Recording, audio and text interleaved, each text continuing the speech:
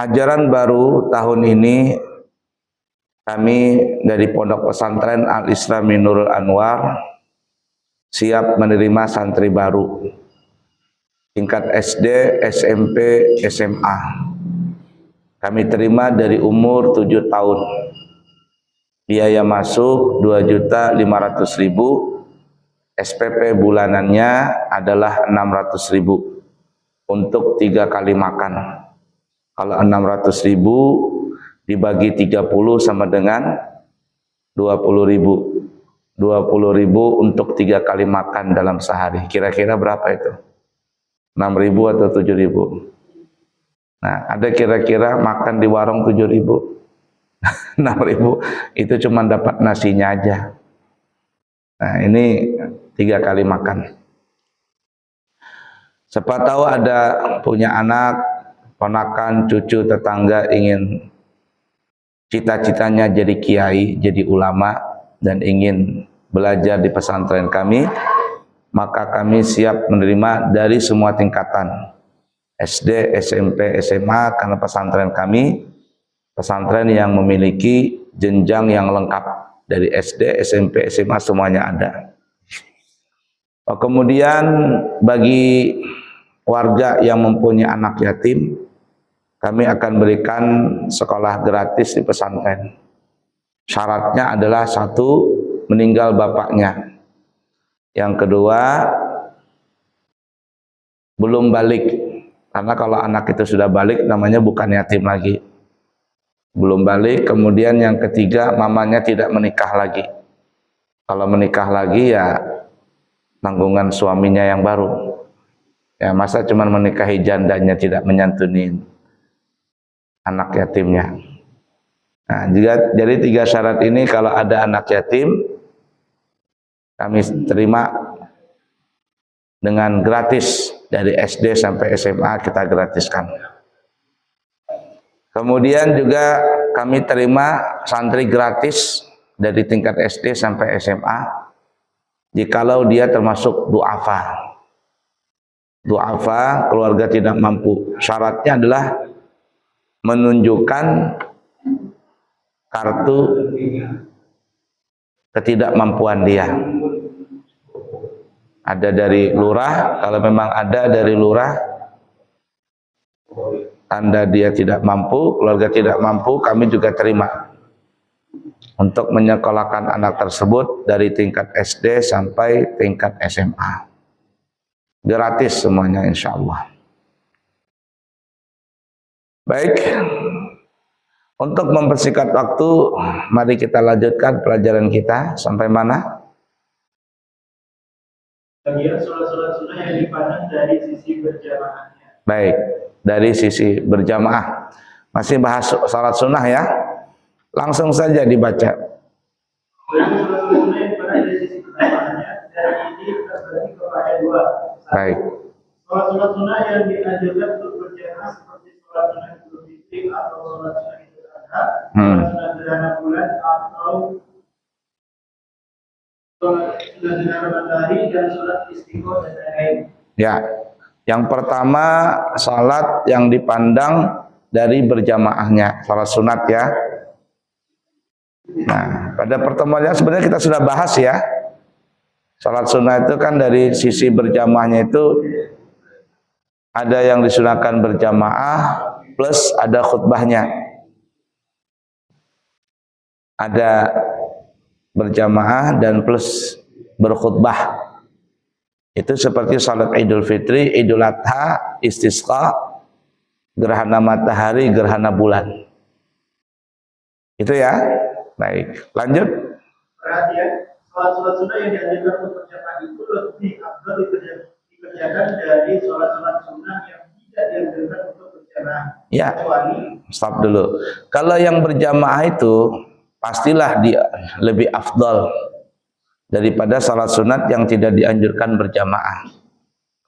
Terutama yang paling nomor 1, urutan salat sunnah paling nomor 1 itu paling tinggi nilainya adalah salat Idul Fitri, Idul Adha. Ya, karena dia berjamaah dan ada 2 kali khutbah. Dan kalau disandingkan antara Idul Fitri dengan Idul Adha, para ulama juga banyak mengatakan Idul Adha itu lebih tinggi fadilahnya daripada salat Idul Fitri. Jadi dengan kata lain, bahwa seluruh salat-salat sunnah yang begitu banyak sekali jenis dan macamnya, paling nomor satu adalah salat Idul Adha. Kemudian salat Idul Fitri. Nanti kita akan sebutkan urutannya semuanya itu. Ya. Baik, lanjut. Kecuali apa tadi? Kecuali sholat-sholat sunnah rawatib, ba'diyah dan qobliyah seperti sholat ba'diyah isya itu lebih afdal daripada sholat sunnah tarawih. Nah, ini. Kalau salat sunnah yang berjamaah tapi tidak ada khutbahnya, seperti salat witir, itu kan gak ada khutbahnya ya. Salat tarawih udah ada khutbahnya. Karena kita sebutkan pada pertemuan yang lalu, ada yang berkhutbah, ada yang tidak berjamaah. Ya, salat sunnah berjamaah berkhutbah itu Idul Fitri yang kita sebut tadi. Idul Fitri, Idul Adha, Istisqa, gerhana matahari, gerhana bulan. Ini jelas sudah, ini urutan yang paling afdal semuanya. Dan di antara yang paling afdal tadi, nomor satunya adalah Idul Adha. Kemudian salat sunnah yang berjamaah tapi tidak ada khutbah. Seperti apa contohnya? Seperti salat witir bulan Ramadan dan salat tarawih di bulan Ramadan. Nah, cuman kata ulama, salat sunat rawatib qobliyah ba'diyah, ini khusus nih ya, lebih afdal daripada salat tarawih. Padahal kita tadi bilang apa ya? Salat sunnah yang berjamaah, dianjurkan berjamaah, itu lebih afdal daripada salat sunat yang tidak berjamaah. Tapi dalam kasus ini, satu kasus ini, kata ulama, salat sunnah rawatib atau yang kita sebut namanya qobliyah ba'diyah, itu lebih tinggi derajatnya daripada salat sunnah tarawih. Kalau salat sunnah tarawih berjamaah tidak? Berjamaah. Kalau qobliyah ba'diyah dia tidak berjamaah. Nah, kita ulangin. Tadi kan hukum asal kata ulama, pendapat ulama berjamaah sunnah, salat sunnah yang berjamaah itu lebih afdal daripada salat sunnah yang tidak berjamaah. Tarawih berjamaah, qobliyah ba'diyah tidak berjamaah. Oh iya, dalam kasus qobliyah ba'diyah ini itu lebih afdal mengerjakan qobliyah ba'diyah daripada salat tarawih. Nanti kita akan sampai urutannya semua itu. Nah, oleh karena itu apa ya, jar orang Banjar terbalik jukung. Terbalik jukung itu apa ya?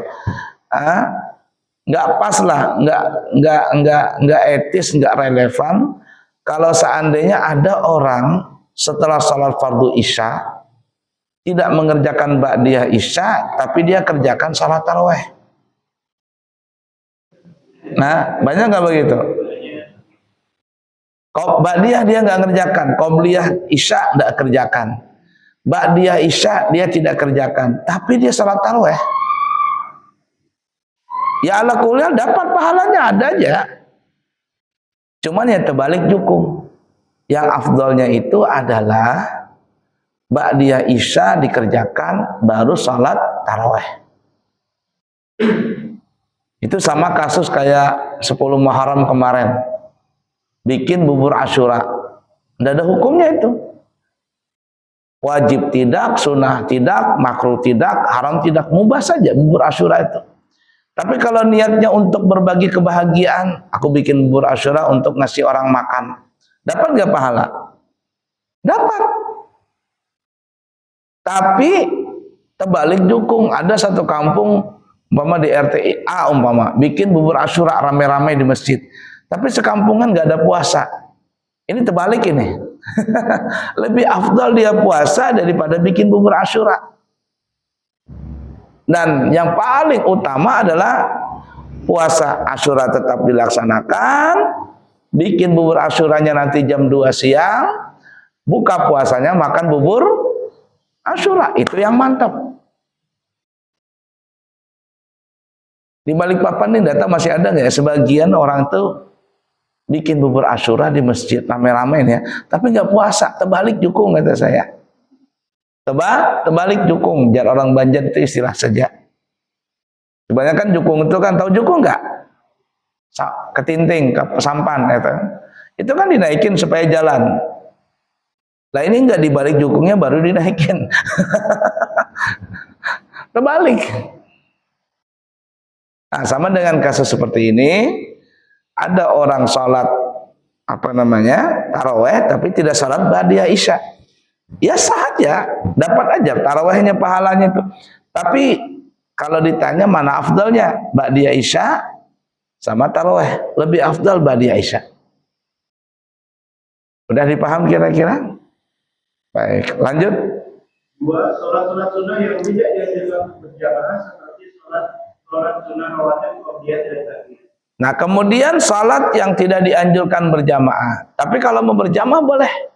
Ini kita sudah bahas juga kemarin ya. Seperti sholat duha, sholat qobliyah ba'diyah, sholat apa lagi? Sholat hajat, sholat taubat, sholat tasbih kalau bulan Ramadan 10 malam terakhir. Itu kan berjamaah tuh orang. Sebenarnya tidak berjamaah nggak apa-apa. Artinya ini ada orang nih ya, sholat duha sendirian. Sholat duha sendirian. Yang satu kelompok lagi sholat duha berjamaah. Nilainya ini sama saja. Arti nilainya sama saja itu artinya ya pahalanya sama. Yang mau berjamaah boleh, tidak berjamaah tidak apa-apa. Di situ tidak ada nilai pahala jamaah. Tapi kalau mau berjamaah boleh ya, sholat duha itu berjamaah boleh. Cuman tidak ada nilai jamaahnya, tidak ada. Nah beda kalau taraweh. Orang sholat taraweh sendirian dengan sholat taraweh berjamaah lebih afdal orang sholat taraweh berjamaah. Karena dia dapat pahala jamaah di situ. Udah dipaham kira-kira? Salat witir di bulan Ramadan berjamaah, yang satu orang lagi tidak berjamaah. Lebih afdal salat witir berjamaah. Karena memang dianjurkan berjamaah. Nah, pahalanya 27 derajat, tapi nisbahnya pahala sunnah. Nah, jadi kalau mau duha berjamaah boleh ya. Itu di mana-mana pesantren, maksudnya sekolah SDIT apa istilahnya itu ya, SDIT, SNPIT itu biasanya kalau waktu break istirahat, kopi break kata orang itu mereka salat duha berjamaah. Nah di pesantren kami bangun tuh anak-anak jam 4 subuh sudah mulai bangunan.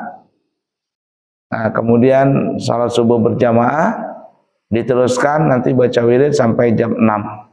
Jam 6 sore, 6 pagi. Langsung kalau ada saya langsung masuk ngajar fikih sampai jam 7 pagi. Setelah jam 7 pagi baru mereka sholat duha berjamaah 8 rakaat. Setelah itu baru sarapan pagi. Setelah sarapan pagi jam 8 masuk lagi. Jam 8 pagi masuk sekolah. Sampai jam 10 pagi. Setelah 10 pagi istirahat. Nah setelah 10 pagi istirahat. Nanti mau dekat zuhur bangun lagi. Salat zuhur berjamaah sampai jam 2. Kalau ada saya sampai jam 2 saya ngajar lagi. Nah itu. Begitu kerjaan setiap hari. Jadi anak-anak di pesantren kami itu kurang lebih belajar itu sampai 6 jam dalam sehari. Ya. Jam 6 sampai jam 7, jam 8 sampai jam 9, 9 sampai jam 10. Kemudian ba'da zuhur sejam, malam 2 jam. Jadi totalnya 6 jam sehari belajar. Nah itu anak-anak. Ala kulli hal. Udah dipaham ya? Baik, lanjut. Sunnah yang afdal. Nah ini yang kita sebutkan tadi. Ya, yang baru kita bahas tadi ya. Susunan salat sunnah yang afdal.